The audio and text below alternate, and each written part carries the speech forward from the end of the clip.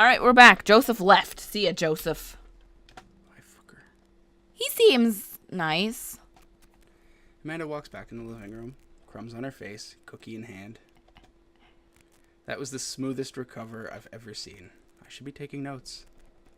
See? You're already fitting in great. Where'd those cookies go? They're gone. I'm sorry. And it makes it feel any better they weren't very good. So you ate all of them anyway. I guess that makes it break time. Any ideas? I could use some coffee. I don't want to see Joseph. I don't want to voice him again. It hurts. I'm feeling a little sluggish, and coffee seems like the more responsible option than just taking a nap. I'm proud of you. You always have time for a beer with your buds. Truth. I walk down the street to the Coffee Spoon. Ooh, I like it. A cute little place on the corner. Place. Man, this is such a convenient walking distance from our house. I mean, I guess. What's wrong? Why would I go somewhere else and drink coffee on a couch when I can just drink better coffee at home on my own couch and not have to make awkward eye contact with other people? At least when I'm home, some random guy isn't going to come up and sit on the recliner next to me, and I won't feel, like, a little weird about it, because technically he's not sitting at my table, but he's very much within my personal zone. Dad. And what's the etiquette when you have a dirty mug? Is there a bin? Do you go set it up on the counter because you don't know where else to put it? Or do you leave it there and feel your face flush hot with shame as you consider the possibility that there is in fact a bin somewhere just out of sight, and now you're that jerk who left their mug? Dad! Are you just afraid of meeting new people? Yes, Amanda! We walk inside. Oh boy. Ooh, he's cute. He's definitely a daddy if I ever seen a daddy. The inside of the coffee shop is incredibly warm and inviting. Vinyl records line the walls, and patrons lounge around the well-known couches, and the microphone is in my way. Some cool tunes spin on the record player next to a little stage. Oh, they serve breakfast. I see. It's cheap too, $3.50. Yeah. Welcome to the Coffee Spoon, guys. How's it going? I don't like him already because his name's Matt with one T. What's with the name?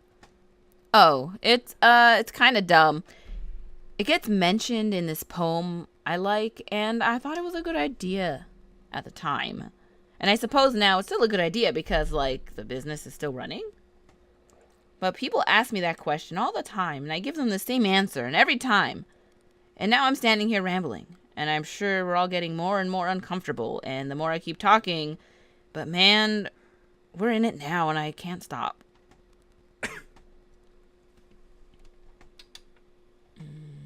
So, what'll it be? I scan the chalkboard menu and am immediately overwhelmed. I'll have a...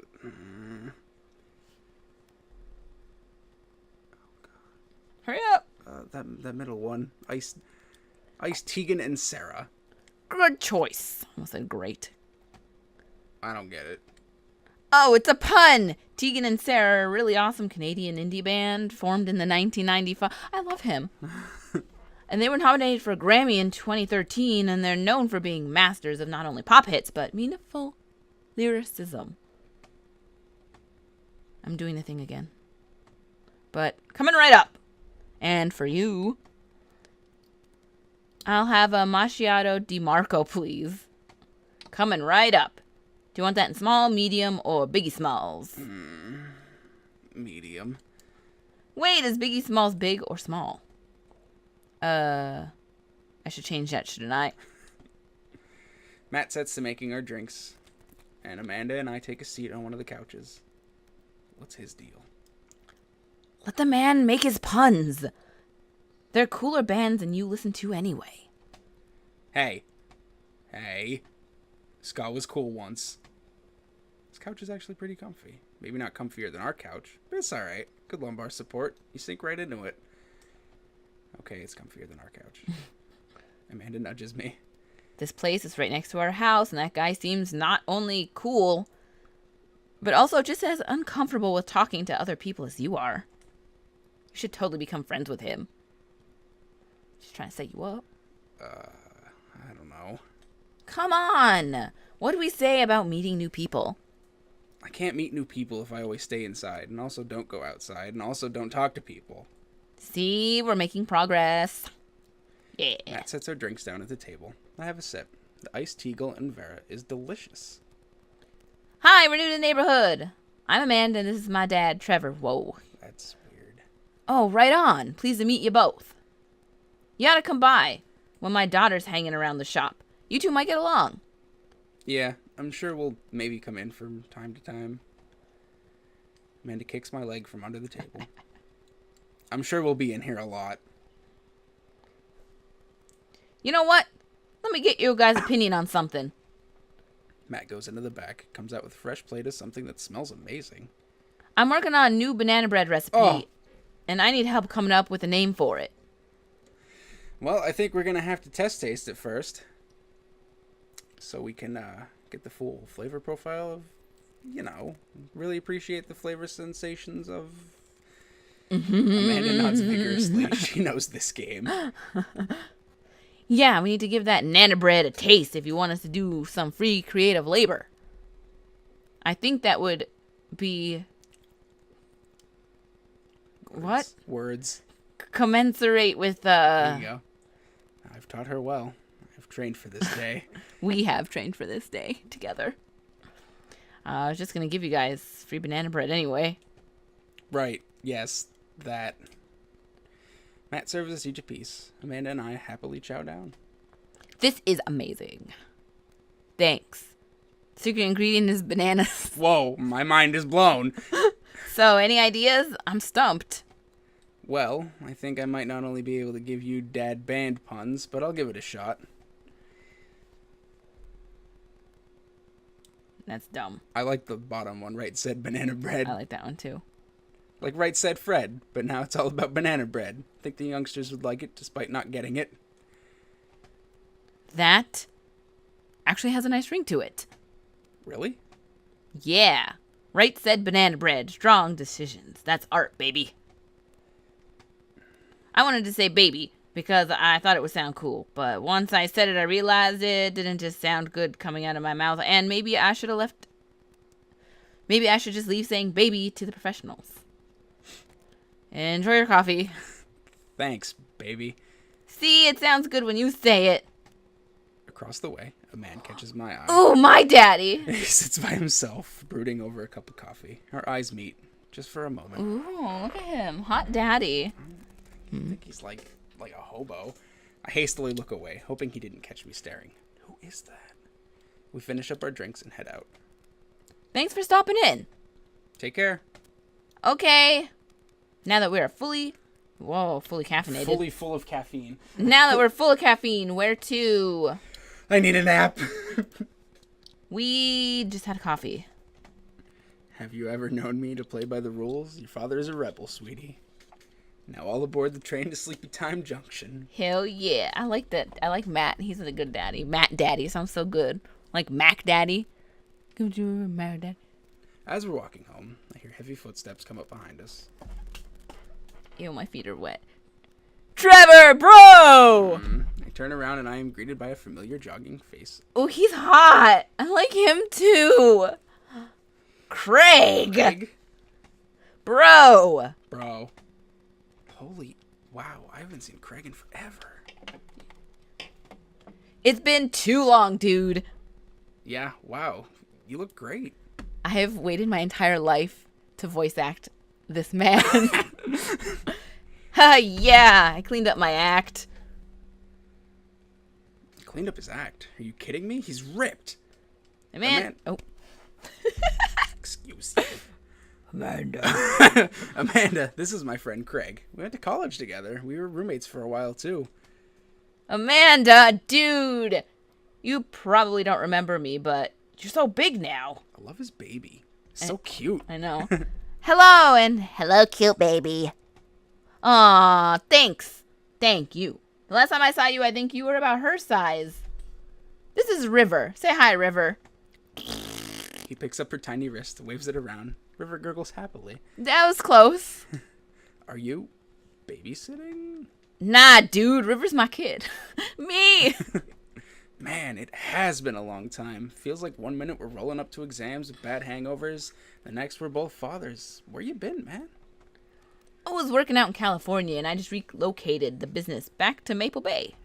No kidding. Amanda and I just moved to this side of town. How's Smashley doing? Rude. I mean, Ashley. Ashley is her name. She actually still goes by Smashley, and we got divorced last year. Oh, dude. I'm so sorry. It's old news. We take turns taking care of River and the twins. It's all copiatic. Copacetic. Copacetic. What the hell is a copacetic? Okay. Twins? You have 3 kids? Ain't life something, bro? Right? Cake Stand Craig is a father of 3. Cake Stand Craig? Oh, yeah, it was my old college nickname. He got it because he did a lot of keg stands. The baby's blowing bubbles. I see. It's that thing where you do a handstand on a keg and then drink from the keg. Right. He was very good at it. Bro, I hate to be that guy, but I'm in the middle of my daily jog, and I really gotta keep up my heart rate. I brought River along for, resistance training. You jog daily? I jog yearly. Mm-hmm. On January 1st, when I promised myself that I'm going to jog daily for the rest of the year, but give up after 30 minutes and just walk home. Well, it's never too late to get back into it, dude. You should join me sometime. I don't know. Come on, it'd be fun. We can grab breakfast afterwards, catch up. We could do a bro brunch like the good old days. All right, sure. Sounds great. You see, you say food and you're like, hell yeah. I mean, look at you. Yeah. Great. Let's get that going soon. I better get moving. Good to see you guys. Craig gives a little wave, puts his earbuds back in, jogs off. I can't believe Craig is ripped, has kids. I'm reeling. Why's that? The Craig I knew is not fit to be responsible for any living thing, including and especially himself. One time I watched him drink an entire jar of marinara sauce for dinner. Ugh. Zach. Amanda, he opened up a new jar of marinara sauce, and then he drank it like it was the thing normal people do. It was unholy. And then I asked him, what the hell was he doing? And he said, and I quote, it's basically a smoothie, bro. I mean, technically he's not wrong. He jogs. He was jogging. He's like a totally different person. Anyway, we better get home. I'll have plenty of time to reflect on how old I feel later.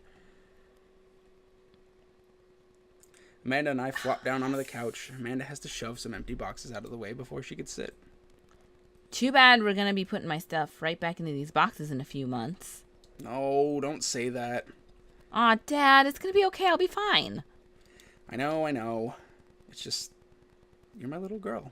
It's going to be weird not having you around. I'll come visit, and I'll text you every day, and I'll take lots of pictures. I mean, obviously, I'm a photography major. You promise? Of course. Are you going to be okay by your lonesome? Oh, come on. I'll be fine. I'll get a dog or something. A dog! Forget art school. I'll stay home with the dog. I'll stay for the dog. Hell yeah. Is that what it's going to take? Medium-sized dog. Handkerchief around the neck. I get to name it. That's what it'll cost for me to give up my dreams. I'm a woman of simple wants and needs. Same, Amanda. Well, a dog is a lot cheaper than college. Suddenly, a pile of envelopes slide through the mail slot. Speaking of college, Amanda darts over to the envelopes, shuffles through them. She pulls one out, throws the rest back on the floor. This is from McGowan College of Art and Design. Open it. But I'm scared. It's just an envelope. Yeah, it's just like my entire future. Not a big deal. We have a letter opener, but okay. I hold my breath while Amanda's eyes dart back and forth, scanning the letter. What does it say? The administration committee has reviewed your application, blah, blah, blah. We Her face drops. regret to inform you that we were unable to offer you administration to McGowan College of Art and Design. Amanda throws the letter on the coffee table. Oh, sweetie. It's okay. I kind of saw it coming. I knew I shouldn't have put that experimental stuff in my portfolio. Their administration office told me they just want to see portraits or whatever. I pull Amanda in for a big hug. You're an amazing photographer. I know how much work you put into your portfolio. Bleh. Some other school is going to want to snatch you up for school. For sure. Wow. I can't even read now. Yeah, I know. It's fine. Are you actually fine, or are you just saying that? I'm fine. Really? Her face says the opposite, but I probably shouldn't push her on this. Oh, and before I forget, Emma R and Emma P are sleeping over tonight. So... You need me out of the way because I'm a painfully uncool? I would choose more delicate phrasing, but yes. Well, I'll have you know that I conveniently already have plans for tonight, so you'll have the new place to yourself. Yeah? What are your plans? Quick, think of plans! I am secretly the mayor of this town. Amanda, the town needs me. I need to perform my mayoral duties. I must don my hat and wear my monocle so that I may preside over my mayor stuff. I think you're thinking of the guy from Monopoly. He was a mayor, right? He also did not have a monocle. He was not. Right. I'm just kidding. I'm actually going to... Bed. Bed. I'm wiped. Have fun with the Emmas. We'll try to keep it down. I know you're not going to, but I appreciate you saying that. And don't forget that you have that meeting with my English teacher tomorrow. All right, Mr. Vega. Yep.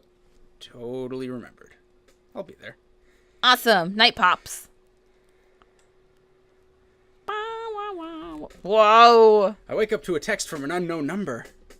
Rise and shine, early bird. Still want to work out. This is Craig, by the way. Happy face. Holy crap, it's 6 a.m.? Who does 6 a.m. anymore? Without realizing it, I drift back to sleep. Whoops, must have winked back out. Check my phone again. Hey, bud. Still want to get your swole on? I'm ready to tear up the track. Hit me up. God, the last thing I want to do right now is work out. But it is Craig. I do want to catch up. Go to the gym. Hey, my man, I need a few minutes to wake up, but let's meet in 20. After a few seconds, another text comes in. Sure thing. Meet me at the gym. The gym. I stretch and my bones creak. I gotta stop falling asleep on the couch. I throw off my blanket. Hey, wait, I don't remember falling asleep with a blanket. Amanda must have tucked me in after I fell asleep. Bless that child. I reluctantly brush my teeth, throw on the only clothes I own that are even kind of gym appropriate, head out. Neighborhood sure is quiet. Serene this early in the morning. Birds chirp. The grass is still wet with dew. Surprisingly, the gym is pretty crowded. I spot Craig standing out in front. Stretching, of course. He spots me, waves enthusiastically. Hey, bro. Morning. Hey, good to see you, man. Of course you carry your phone on your arm.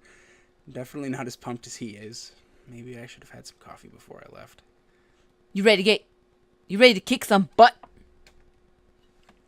Help! This is it. This is how I die. It'll be alright, dude. We'll ease you into it. We head to the gym, and I'm immediately intimidated. All these people look like they could break me in half, and it seems like Craig is friends with all of them. He high-fives at finger guns all the cool jocks in the room. They look like they could and would steal my lunch money to spend on protein shakes. Come on, bud. Let's warm up. Head over to the treadmills, start walking. Okay, I can walk. Walking is good. This is a decent pace to be. Walking. So, I know we're on treadmills. Yes. And those over there are ellipticals. Very good. What is all this other stuff? They may look a little scary, but I guarantee that all of them serve specific purpose for building muscle mass. I watch as a dude in a muscle tee flexes a muscle I didn't even know existed on a machine that I think was once used to process grain into flour. What is that? Why is that guy doing that to himself? That's a good question, bro. What do you think he's doing? Praying to some sort of pain god. It's like religious self-flagellation meant to atone for one's sins. You're actually not far off from the truth. Oh no, Craig is turning up the speed. I better do the same. How long have you been doing the buff thing? Couple years. And what do you do when you're not dadding or working or buffing? Oh, I coached my twin softball team. That still counts as both dadding and buffing. I keep busy. What do you do for fun?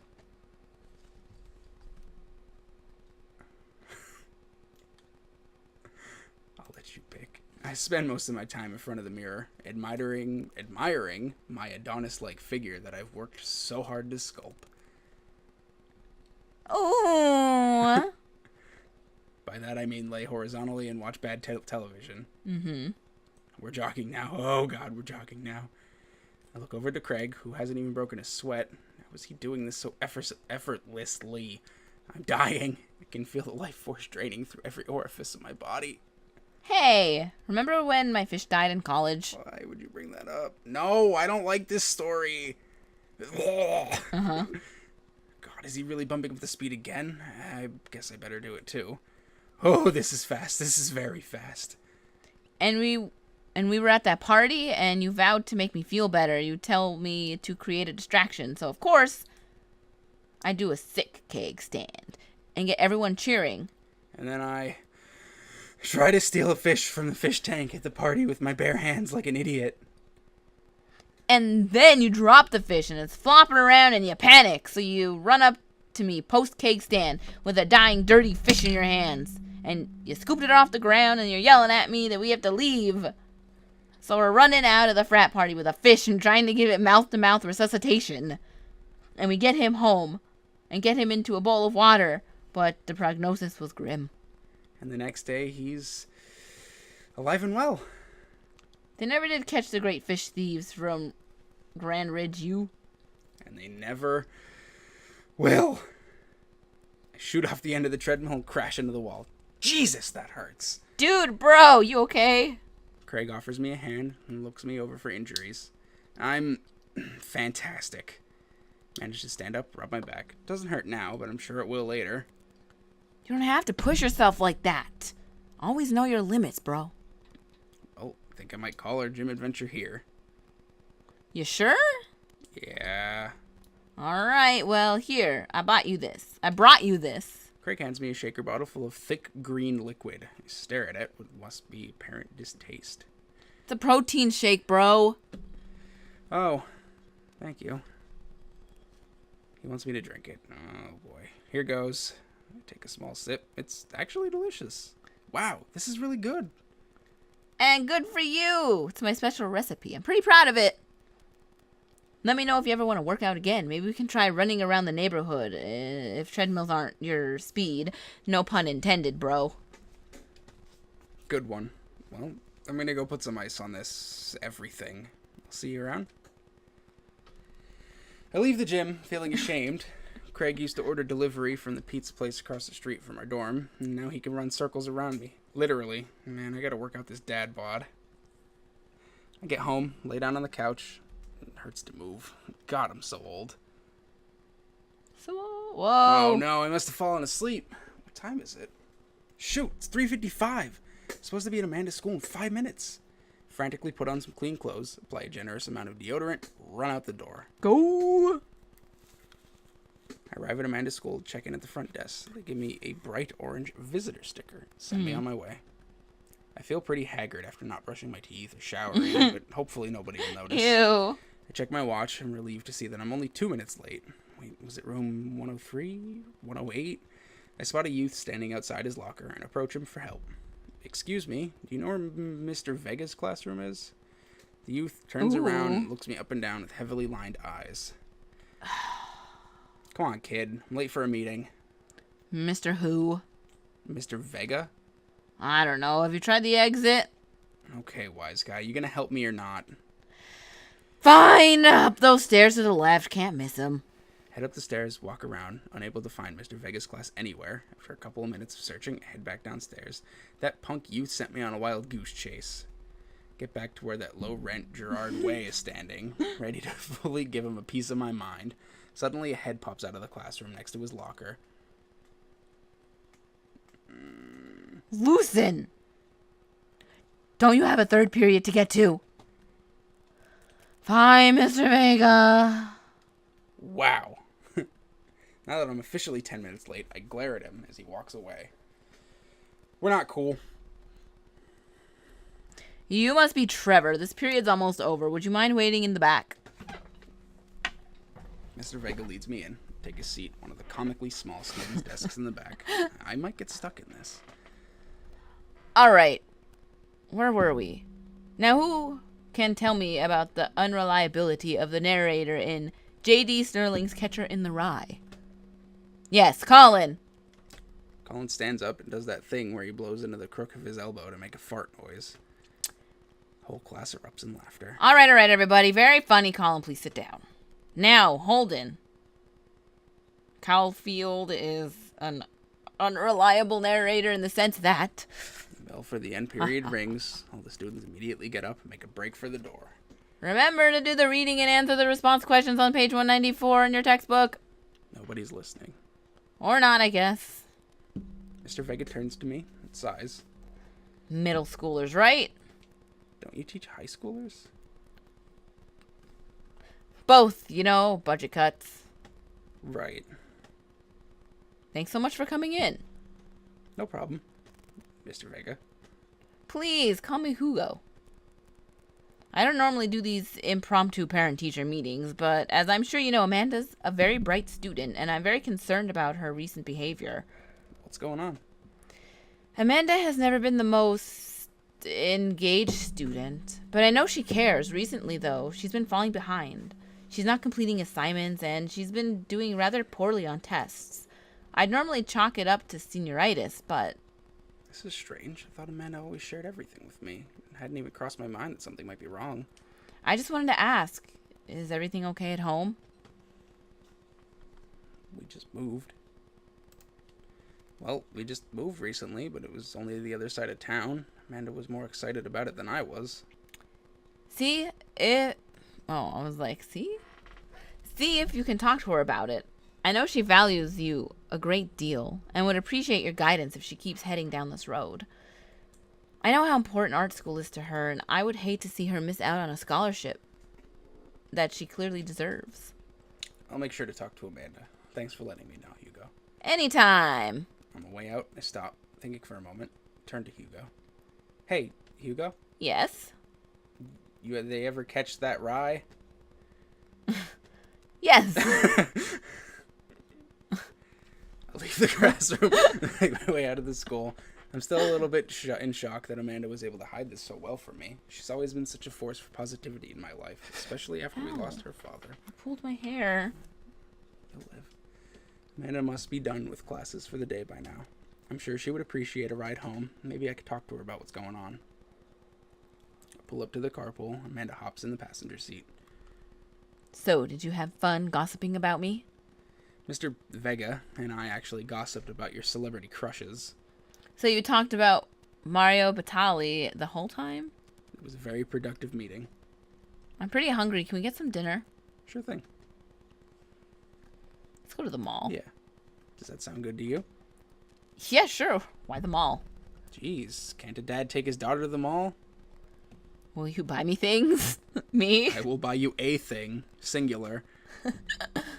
Sounds like a deal to me. We drive in silence for a short while. Amanda plays a game on her phone. I should say something. You know, sometimes when a kid gets older, they find that they have to keep things hidden from their parents. And that's okay, because sometimes that's what kids do. And that's okay. But also sometimes it's good to have the parents' perspective, because, you know, maybe the parents have also dealt with similar situations. And maybe they're a little cooler than you'd like to give them credit for. Anyway, what I'm trying to say is it's good to share. Love you. Have you been reading my tweets? You have a Twitter? What? Never mind. Look, sweetie, Mr. Vega said you haven't been participating in class and that you're not turning things in. Oh, I'm fine, Pop. Senioritis and all that. I thought you liked Mr. Vega's class. It's fine. He's fine. We pull up to a stoplight. I Amanda. She's still texting. I want you to know that you could talk to me about anything. Uh-huh. I can tell that whatever it is, she doesn't want me knowing about it. That's frustrating. I heard Emma R. is going to that fancy art school in California. That's exciting. Yep. Are you bummed that you guys aren't going to the same school? Yep. Amanda keeps texting. She stifles a laugh. What's so funny? It's I don't think you'd get it. Okay. Who you texting? Noah. Who's Noah? Uh-oh. My friend. Does he go to your school? Yep. Do you like Noah? What? No! Dad! I can't believe you would. Dad! I mean, jeez! Why would you? Gross! Sorry, just asking. Dad, he's just my friend. Guys and girls can be friends. He's my friend. Okay. Jeez. This is going well. Well, good talk. Love you, kiddo. She leans forward, turns up the radio. I guess that conversation is over. To the mall, then. We arrive at the mall, a big indoor shopping center, with a couple different floors. It's kind of dead. That doesn't stop a mall security guard from yelling at a group of loitering teens. Let's eat something disgusting for dinner. Hell yeah. I was about to say that. Language, Missy. Heck yeah. Better. We approach the food court and evaluate our options. There's greasy restaurant after greasy restaurant. My heart burns just looking at the menus. Nobody looks happy to be here. What are you in a mood for? Bread dipped in sugar, bread with cheese on it, or do you just want me to inject some fat directly into your bloodstream? I extend my hand to her. Would you do me the honor of sharing some nachos? It would make me the happiest, cheesiest girl alive. We order a giant pile of chips and unnaturally orange cheese from an unenthusiastic and possibly stoned teenager. We take a seat at a rickety table, dig in. These are bad. These are very bad. But also strangely delicious. We have to eat through the pain. We enjoy the fluorescent, cheesy goodness together until we're all out of nachos. So, something's been bothering me for a while. Can you explain memes to me? Oh, no. Which meme? All memes. Dad, it's complicated. See, memes are inside jokes shared by a bunch of people. They get less funny the more people do it. So the problem is, by the time the meme gets to you, Dad, all us youths have already done the joke to death. And what's worse is that movies and TVs and video games will try to jump in on the meme train, but it's just based on how long it takes them to make. And the meme will be long dead by the time it comes out. So it just dates it, and it isn't funny. Oh shit, what up? Dad, please. Anyway, changing the subject. Where to now? Want to go to that goth store? What? You know, the one that's all black and tries to establish itself as an anti-establishment despite being the exact representation of the establishment. I don't know what store you're talking about. You know, the one where you could buy chain wallets and it's basically an assault on what people fought so hard against the punk and hardcore movements of the 70s and 80s. Dude, you gotta be more specific. The one you threw up in that one time. Oh, that one. Hell yeah. Amanda runs into the store with me trailing behind her. She takes it, you didn't even let me finish. That's all you need to know. There it is. You can still see the outline, kinda. Ew. I'm so proud. Speech. Amanda. Speech. All right, I'll do it if you stop chanting. Amanda stops immediately.